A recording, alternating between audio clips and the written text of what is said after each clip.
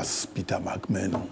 I think that, like you rightly said, the program went very well, both at Maisha Palace and at the grounds, what do you call it, Jubilee Park. And the moment NAPO was speaking, I was there on the days. I did not anticipate any gaffe or whatever you may call it. But I thought that he has been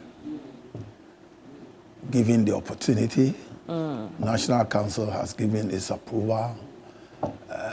He's now on a marketing spree for the party and for the elections. Was he marketing himself well when he made that comment? I would say that the election is about MPP and DC. So this issue about Nkrumah, for me, it must be made to rest, because we are talking about an election scheduled for December 7th between MPP, NDC, and others. So if you have been adored and you have such a huge crowd to come and watch you, I would not concentrate anything about the late Kwame Nkrumah.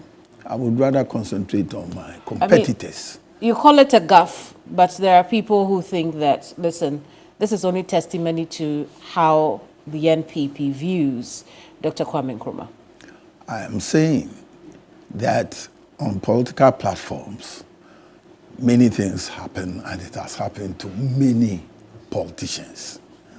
So we call it gaffe in politics, okay?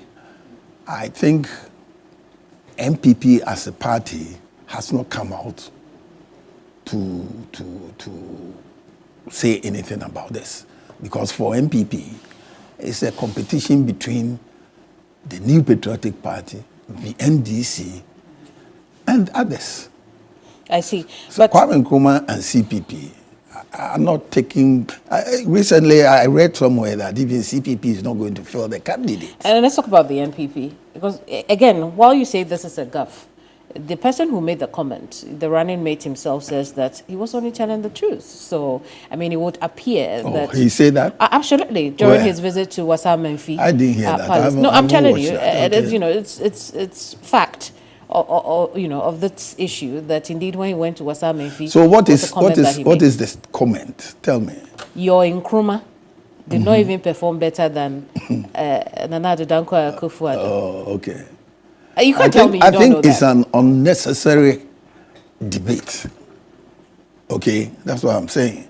It's an unnecessary debate, because currently we are going into an election, and the key competitor we are fighting this election with is the NDC and others.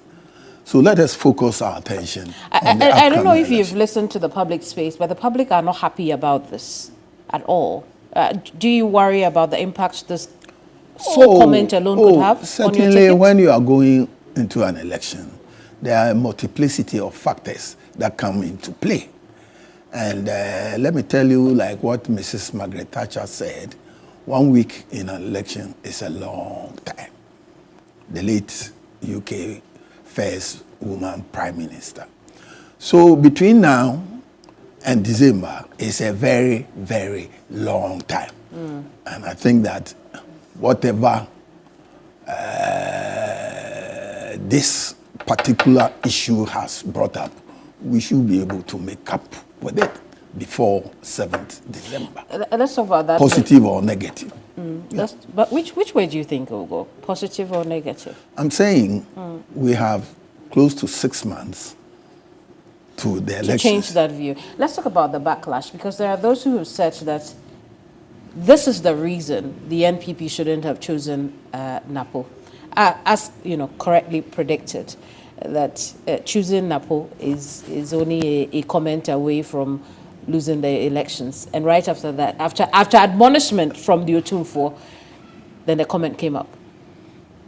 I don't think this will have any major effect on MPP's standing in the upcoming elections. It's an election that we are well prepared for now up to 7 December. And I keep saying that in election, if you are picking, you must pick up to the D-Day. And 1 week can even make the difference. So I'm not down because of that. whatever transpired. Because if you look at the number of people, the people who came to hail NAPO and NPP, both at Malaysia and at the Jubilee Park, it has a story to tell. Yeah. I see. What would that story be? The story will be he has a large following, which can turn the tide in favor of the New Patriotic Party, in favor of Dr. Baumia, our presidential candidate.